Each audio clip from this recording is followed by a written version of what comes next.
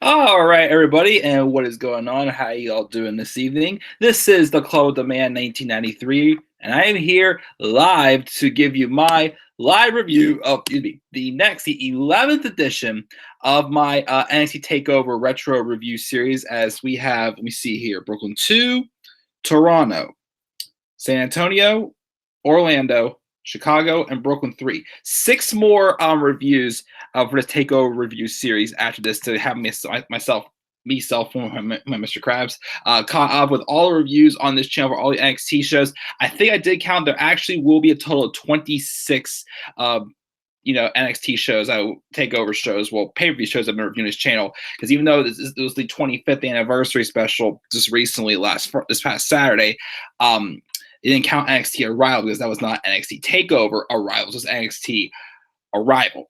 But we have 6 left after this. I believe this will be the 20th video in my NXT TakeOver playlist, so we'll get that done tonight. Of course, the plan is for tonight to do this review and then take a quick break. I want to record the next part of my Harry Potter Let's Play. And while that's exporting on my Lenovo, I'll be coming up here to do my top 10 special of the week, which I thank all for your suggestions, but I'm taking a break from some of the suggestions I was suggested because I had an idea for some stuff I really haven't talked about yet to bring some more positive light in on this channel, talking about wrestling since just recently the product on the main roster has been god-awful. So, of course, that's the plan. Now, I'm going to be doing a top 10 NXT moments tonight. Shout out to Robbie and Kenobi for kind of giving me that idea. But I definitely, will be doing some of the ideas. Like Tyler wants me to do some of the worst face and heel turns, which I will do that sometime. But since, of course, it was around, NXT time, I want to talk about some stuff with NXT also. I've never really done top 10 specials just revolving just around NXT. Speaking of Robbie's in a live chat. How much of a hidden gem was Nakamura versus Aries? Arguably Aries' best match of his entire WWE NXT run. Nice. I mean, yeah, I gotta say, it was still a good match. I'd say it was not as good as, of course, it was not as high caliber of a match as Nakamura and Sami Zayn, of course. But I still say it was a strong match. I definitely agree. It was probably Austin Aries' best match in NXT, because other than a few matches on just regular NXT and whatnot, all else did was have a match with Baron Corbin at TakeOver Dallas, which was all right. This match, of course, had to be his best. And yeah, also, the only other match I think he had was in NXT was against No Way Jose at TakeOver Brooklyn 2, which wasn't bad either.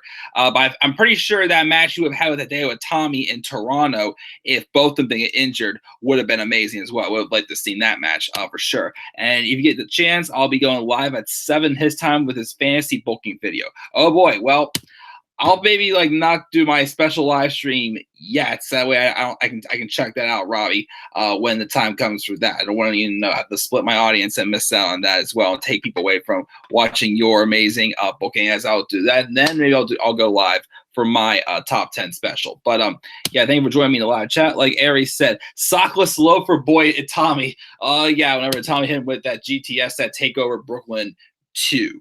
But thank you for something live chat, Robbie.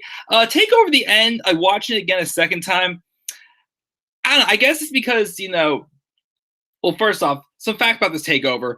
When I first heard this was going to be called TakeOver, I originally thought this was going to be called TakeOver Revenge. And I swear there was a TakeOver Revenge at some point, but I guess it has not happened. TakeOver the end, though, it was the first takeover since TakeOver Respect, and the last takeover as of now to take place at Full Sail University, because the rest of them have been taking place outside of Full Sail University, which much deserving so. And I don't know if it's because it was a smaller crowd, or because it's being a Full Sail again, kind of made it feel a little bit like it was more so just a regular episode of NXT of 2 hours. It was still a good show, still not one of the strongest takeovers, I gotta say. And I still feel, in some ways, again, as I said before, back when I talked about TakeOver Respect, most of these takeovers that were not named after, just like the city they were in, the concept behind them, Unstoppable, Respect, Our Evolution, Rival, all of them, they played the matches played well into the theme. This one, well, first off, it was very confusing because at first, this is not too long after that it was announced that the brand split was returning. Obviously, there's going to be some NXT call-ups in the summer because of the brand split returning. And when they call this takeover the end, I think some people were wondering this could have been it for NXT, and I was worried that myself as well. But instead they called it the end of the beginning. So like, okay, that makes sense.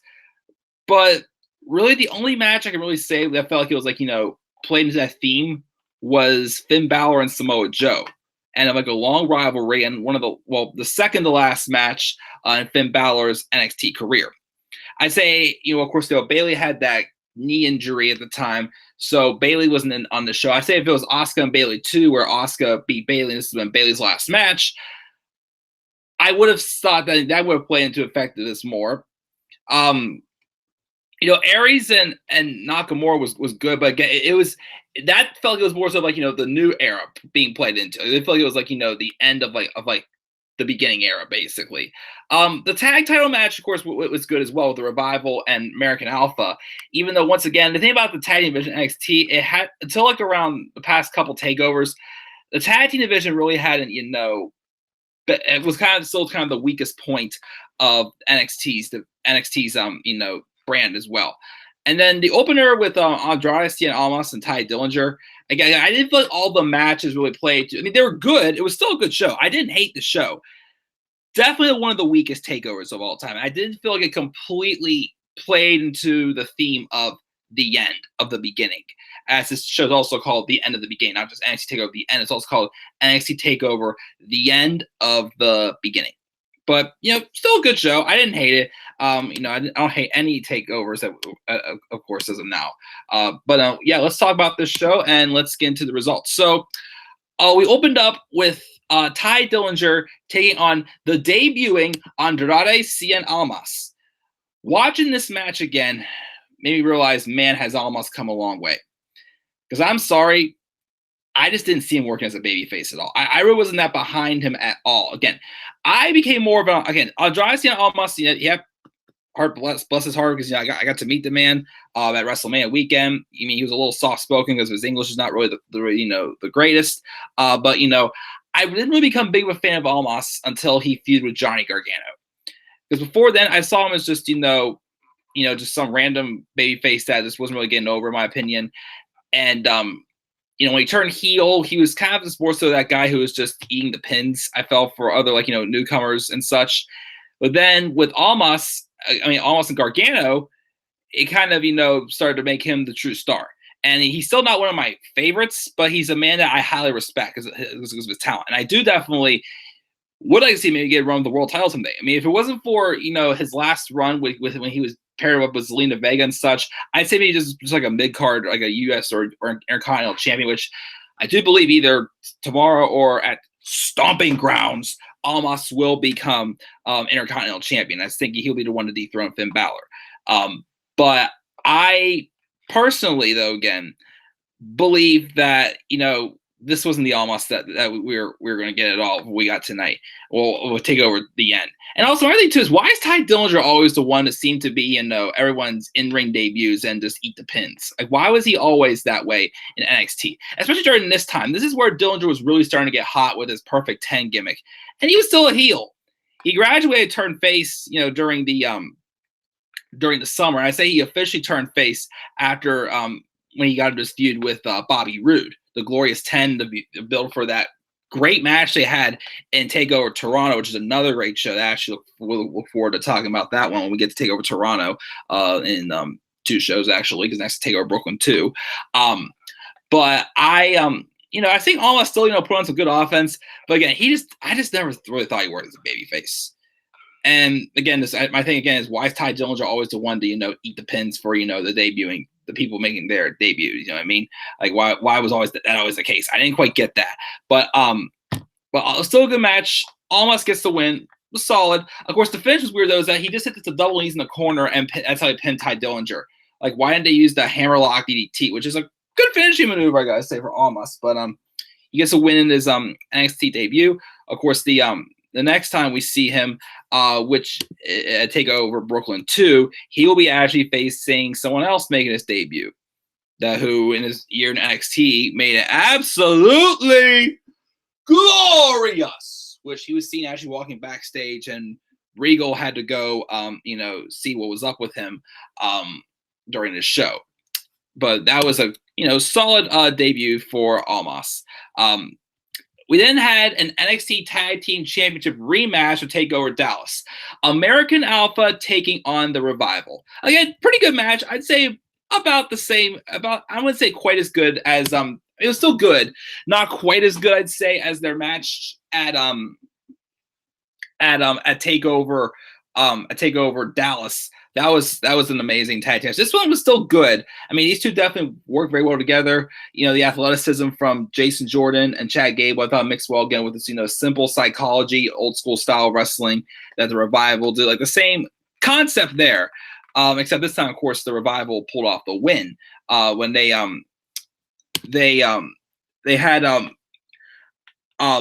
a Gable hitting a belly to belly on Dawson, but then Dash saved the pin and tried to roll up Gable, but Jordan hit a blind tag. He tried to win with a shoulder thrust, but they cut off the grand amplitude by sending Gable outside, and they hit the Shatter Machine as they regained the belts, becoming the first ever two-time tag team champions. And personally, I thought after, of course, seeing, even though Jordan and Gable, probably weren't in NXT as long either before they got called up to the main roster.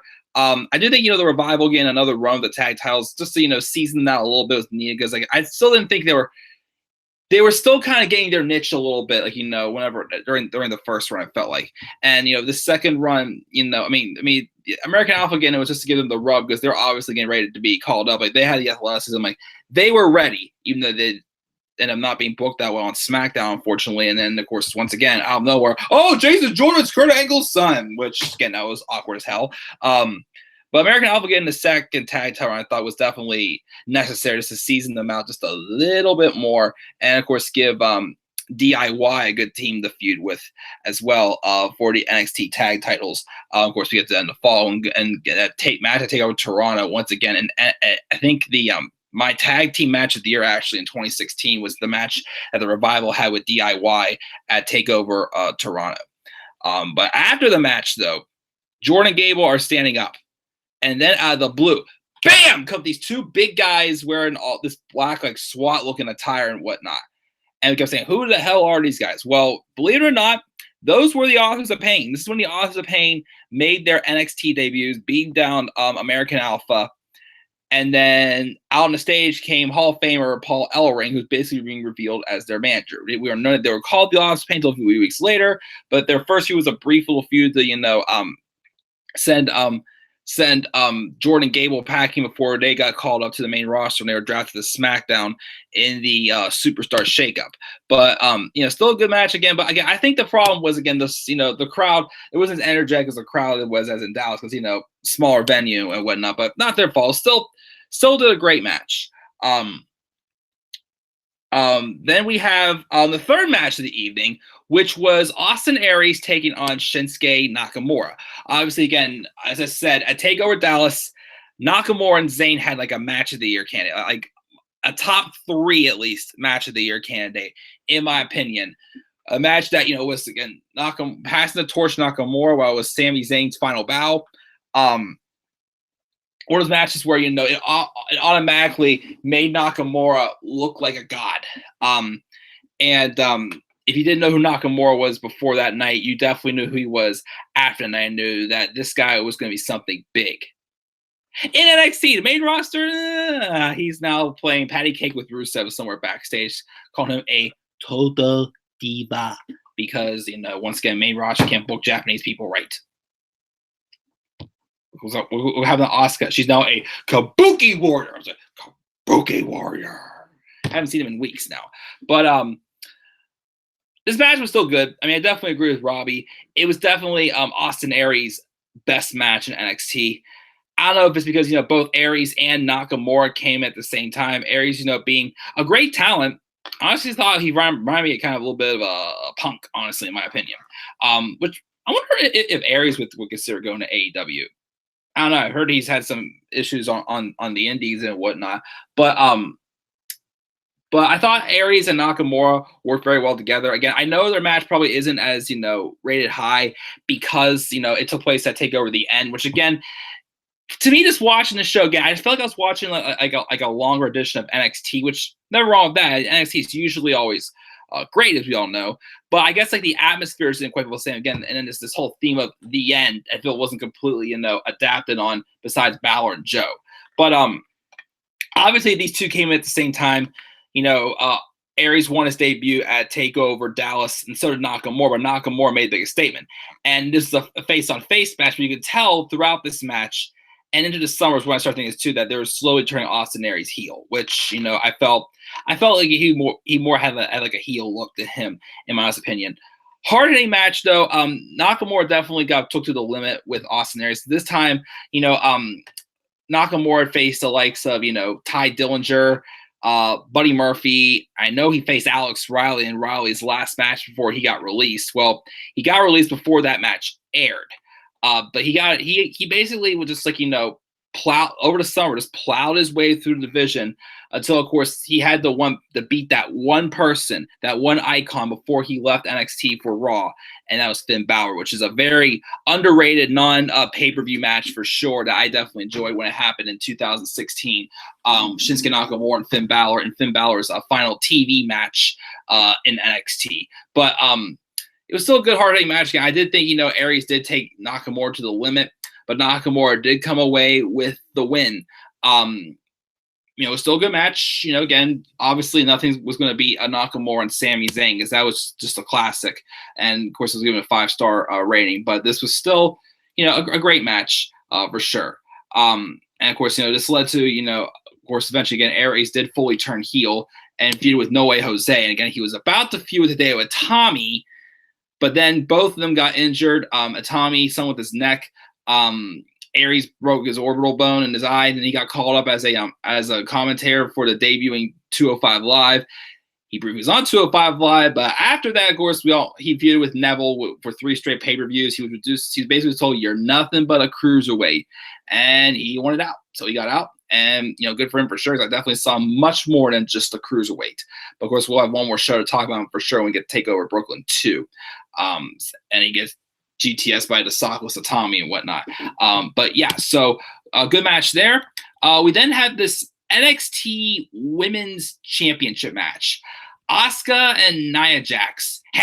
Well, I can't remember if it was kayfabe or if it was for real, but Bayley was out with a knee injury. So instead they had Asuka face Nia Jax. I don't know if they were just waiting because they wanted Bayley to face Asuka at TakeOver Brooklyn 2 in front of a bigger audience or what. But I personally felt with this being called the end, this match was all right.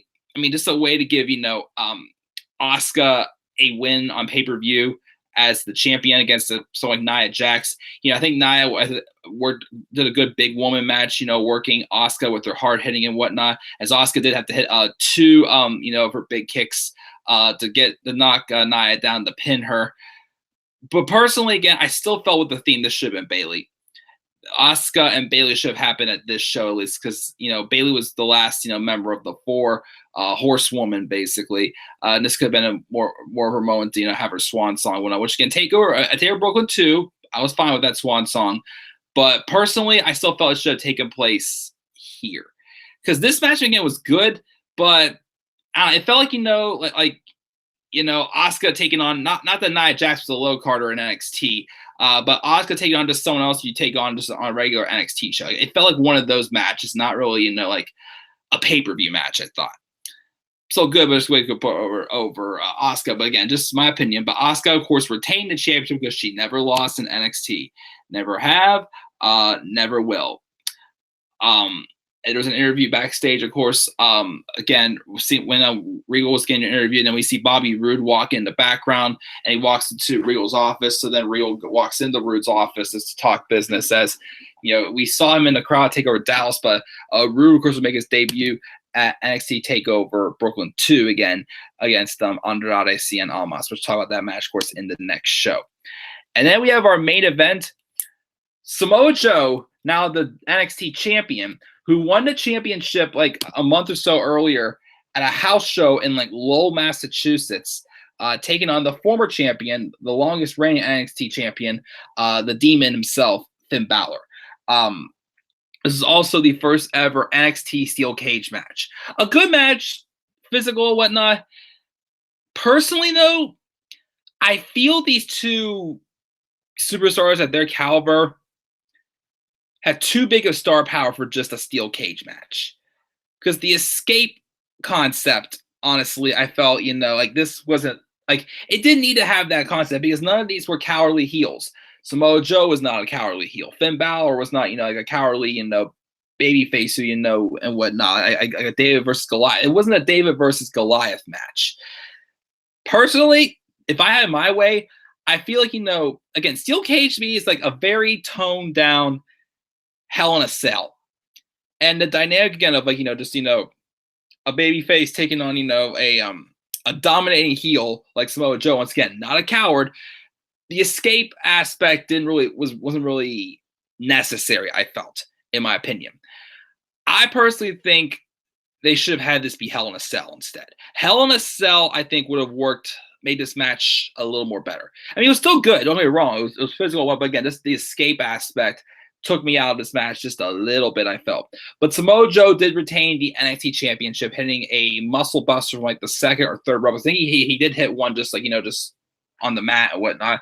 But Finn Balor kicked out of that. But then from like the second rope, he had a muscle buster. And I think for the first time, the only time I think it was, the Demon was pinned and he lost. The Samoa Joe. Of course, I said Balor had one more match on NXT TV, and that was when he had a match like in July, I think it was, against Nakamura, who, again, he wanted to beat Balor to prove that he belonged in the title picture. But still a good match. Once again, I feel like it would have been better if it was a Hell in a Cell match and not a steel cage match. But that, guys, is my live review of NXT TakeOver, the end, and let's check the wild card roll. I mean, wow, big botch there. Check the live chat first. In words of our horseman brother, Daniel Gaiza, eat our pins for sure. Tyler thought that Joe should have won the NXT title in Dallas.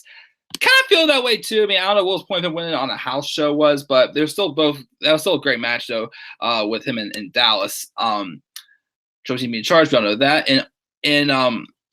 And to Nakamura in my Uncle Rico voice, I'm going to tell you something right now. While you're out there playing patty cake with your friend Rusev, Nia Jax, and Mike, I love how you say the crappy pay-per-view titles in Vince's voice, stupid grounds, for sure. Joe should have won Universal title against Brock and Great Balls of Fire would have been nice, and him versus AJ at Survivor Series 2017. Would have been awesome, an epic TNA match. I'm sure you have to screw that wild card roll. So once again, guys, I'm giving just a B for TakeOver the end. Not a bad show. Nothing I really hated on the show. Again, just the whole atmosphere of it being at Full Sail again kind of made it feel like just like an episode of NXT. And I feel like the whole the end concept wasn't really played throughout all of these matches. Again, I feel like it was more so in the Finn Balor and Samoa Joe match. Still a good show, but one of the weaker NXT takeovers, I gotta say, so far. But with that, guys, though, that'll be the end of this live review. Next one will be TakeOver Brooklyn 2. But first, of course, again, I want to let Robbie do his special live live review, which it says at 7 o'clock is at 10 o'clock my time. And when Robbie's done, I will do my top 10 special of the week. Which once again, I appreciate all your suggestions, guys. But I actually do want to do, since I didn't get to because of didn't really think of doing it. I'm going to do some top 10 streams involving NXT for a couple weeks, starting tonight with my top 10 former. Wow, I just read a breaking news about some baseball news. I was kind of signing with the Braves. Anyways, but I'll do top 10 NXT moments tonight. For my top 10 especially, but I'll do that after Robbie goes live. But of course, first I'm going to also record my Harry Potter. Next part of my Harry Potter Let's Play, and then I'll let Robbie do his thing. And after Robbie's done, I will go live with my top 10 specials. I don't want to steal your audience, Robbie. So guys, once again, what are your thoughts on NXT TakeOver, the end, 2016, and not the legitimate end of NXT as I worry myself for. but just the end of the beginning. Leave that down in the comment section below. Make sure as always to slap a like on my video, subscribe or comment on my channel, and follow me on Twitter at DemanderUrban93. And next up is NXT TakeOver Brooklyn 2. We're on the last, year of, NXT TakeOvers for this retro review series. Again, I'm just reviewing up TakeOver Brooklyn 3 because those are the only takeovers that I haven't reviewed yet on this channel. I've seen them all now, but I haven't reviewed them all yet. So guys, I'll see you guys all in a little bit for my top 10 special stream. Make sure you also check out Robbie's channel for sure for his fantasy booking video for sure, as it'll definitely be exciting to hear. And as always, if you like what you hear, please get hashtag please sign Robbie trending on YouTube, but not for WWE anymore, for NXT or AEW or a brand that actually will appreciate Robbie's writing and not just say it's crap, do it again, or just push it out of the way like Vince would do. Or I'm sorry, Vince to actually take Robbie's ideas and make them into his own. But guys, I'll see you guys all in a little bit. Have a great rest of your night, everybody. Peace out, everybody.